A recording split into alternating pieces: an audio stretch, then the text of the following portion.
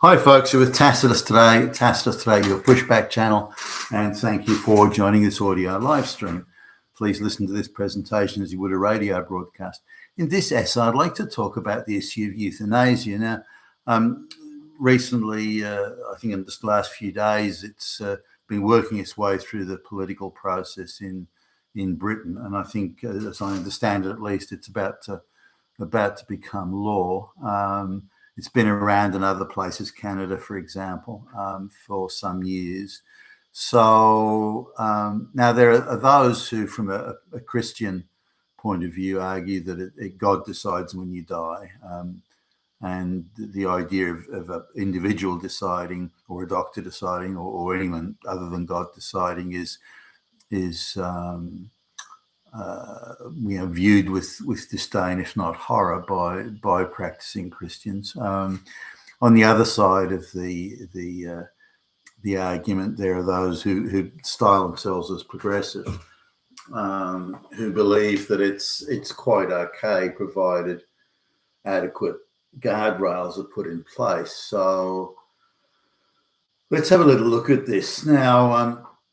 I don't really have skin in this game, having had relatives who died slow and painful deaths. I do see that side of it. I had a relative who I was quite close to, who died from cancer, and I was deeply concerned about her suffering, and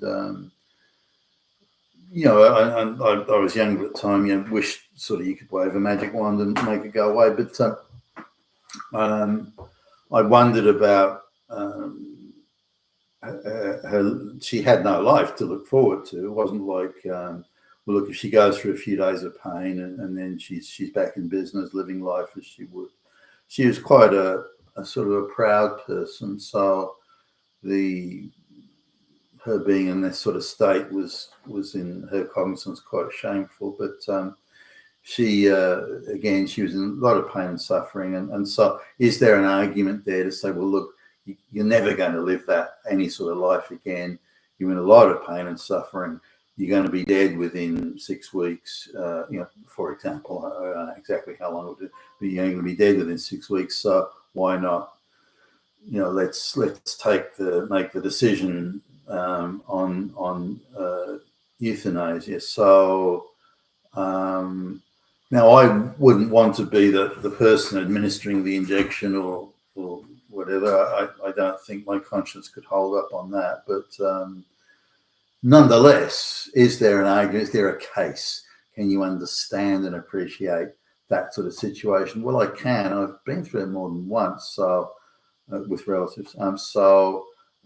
It's something that I'm acutely aware of, that side of the argument. Yet even with that, I hesitate from taking this step, because I know with now my experience of the political process of life, lobby groups, is something that it'll be abused. Now, when the Nazis engaged in euthanasia, for in many cases, people that were not of sound mind or body, that was Hitler, fascist Nazi. But when a Western politician today proposes exactly the same thing, then it's okay when we do it, is the position today. Whereas a few years ago, only somebody like Hitler would do that. So let's have a look at the numbers then. Well, in Canada, at least as far as I can tell, the numbers are this year, 2024, a little over 20,000 people decided to end their lives. Now, the supposed guardrails that were brought out at the same time as the law was brought out, which I think was in 2015. I'm going off the top of my head on that one. It might be 2016. But the guardrails there have been diluted quite considerably, and this is something that once you take that step to say, well, euthanasia is acceptable, but only under controlled conditions, then those controlled conditions will just start to wither away, and gradually the state will, I think, take upon itself, say, hey, look, you've got no money, you're poor, and we're going to, you can't afford the expensive treatment that you're going to need, so we'll just kill you. It's better for everybody, better for the taxpayer, better for you, better for the doctor who's a bit sick of coming around. Had enough of coming around to look after you, and the nurses that have to be so patient. Let's get rid of all of that. We'll just stick you, we'll just jab you, and you'll be gone. And then you won't be a problem anymore. You won't know anything about it. You'll be dead. So, hey, it's a win all around. And you got to wonder how much that attitude, naturally creeps in as just sort of a natural process, an organic process almost. You're helped along by political attitudes and so on, social attitudes. But so 2020, about 20,000 people in Canada decided to end their lives. I don't know what was it their decision? Were they coerced by relatives? Did they have a house somewhere that was going to sell for millions? Let's get Granddad to off himself so we can get our hands on his fucking house. It's worth millions. Gee, that water view out of the lounge room is fantastic.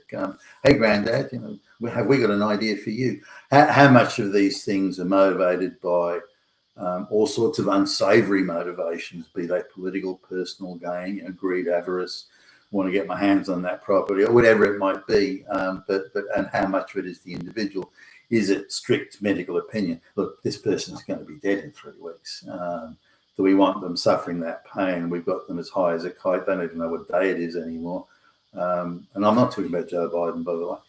Let's end this now. So these are the things, but the guardrails, the protections, the safeguards, one by one, they're diluted or removed pretty much completely.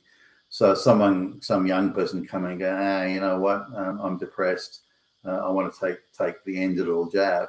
And okay, well, look, Billy Bob, just sit over there, and we'll prepare the needle. And how bad do these things get? And there's theoretically quite a few guardrails proposed in the British thing. It's all down to definitions. So the supposed definitions that the guardrails contain are themselves not defined. They're, in my view, at least, extremely vague, and could be subverted and perverted in terms of meaning and definition arbitrarily by anybody. Now, given that as with anything at the moment, lawyers, doctors, they're either employees of the state or agents of the state. So they can be easily coerced and manipulated into doing whatever you want. Hey, look, the public health service, we're going to have to halve your salaries, doctors. And the options on the table are, we'll cut your salaries in half, or you can kill off 500,000 people who are nearing the end of their life anyway. So, hey, what's the big deal? And how many of those doctors would select the, I mean, these are older people. They're working class people. Maybe they're, they can start a campaign saying any straight white male over the age of 60 is really Hitler, is really a Nazi, which we're not far from that anyway. And they deserve to die. And we just don't even tell them to say, look, we're going to give you just a quick injection to help you relax while we do this, and bingo, gone. And that would be how they do it, something like that, just to help you relax, and now in terms of the number of deaths in Canada, the 20-odd thousand this year, to give you some idea, it's I think it's the 4th leading cause of deaths. Now that's in numerical terms well down the list. Let me have a look here. Now it's competing with like a top of the line here is cancer, then heart attack, stroke, motor vehicle accident, and then respiratory diseases. Now, for some reason, they break the respiratory diseases down into I think 3 or 4 categories here. But if you put them all together, lung diseases, if you put them all together, then euthanasia and respiratory diseases compete for 5th place. Actually, the motor vehicle accident thing seems to have a bit of varying, and it's accident and motor vehicle accident, I think, combined here from the looks of these numbers. Anyway, depending on how you categorise it, euthanasia is either fourth or fifth cause of death in Canada. Now, do we say premature death? For example, are all the people that are euthanized over the age of 99? Like there needs to be other information there before we can make a useful, were they really at the end of their lives? Were they really due to die in a few weeks? Were they really in unbearable pain? What criteria was on? Now, I don't believe any statistics, since the globalists took over, and no Western government is sovereign anymore. There's not a single. I mean, when Trump comes in here, the United States will be the only sovereign government in the world, or Western government at least. All the other governments, UK, Australia, they're all completely controlled and directed and ordered about by the globalists. So since the globalists took control, I don't believe any of the any information the government puts out. It all has to be put through the political ringer first. The ideological political ringer first before it goes out into the public domain. So I'm not sure I believe any of this.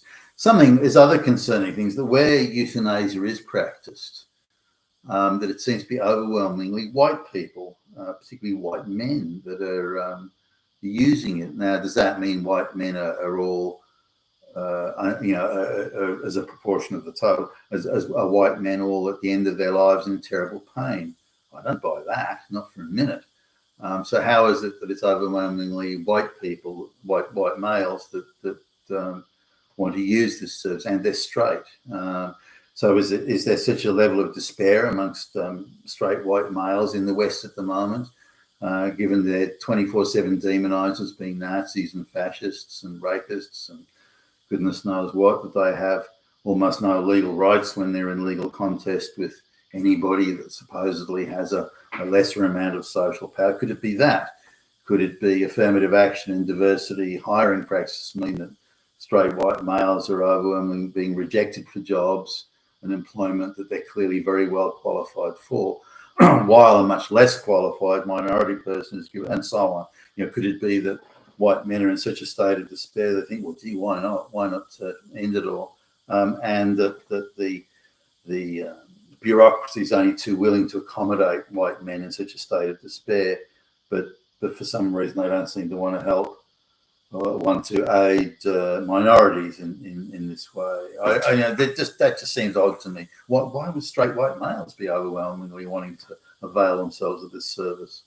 But anyway, so if there are rigorous guardrails in place, and it is genuinely people at the very end of their lives and they are suffering, then I tend not to have so much of a problem with it.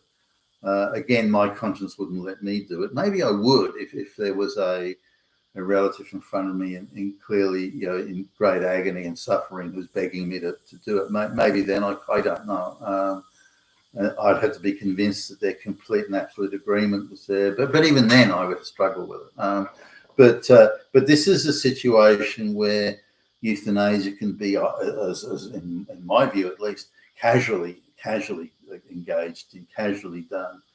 And if that is the case, then what value are we placing on human life? I've been to third world countries where you walk over dead bodies in the street, and no one knows, no one cares, no one gives a shit.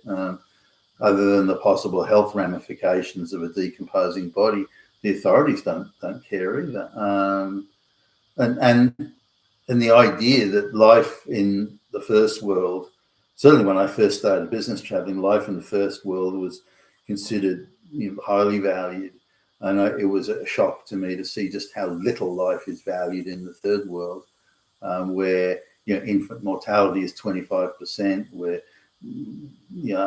people at the lower end barely make it to 40. They're surrounded by death everywhere, every day, those people, and they're really from a cultural perspective immunized against it, whereas for us in the first world, it was once a huge shock. But that's changing.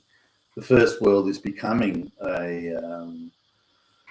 the first world or the third world in a lot of ways, whether it be corruption, whether it be just third world migrants coming in, it doesn't matter. And so with that disregard for human life is euthanasia a natural extension of that. And I would argue it is. You've been Tacitus today, your Pushback channel, and thank you for listening.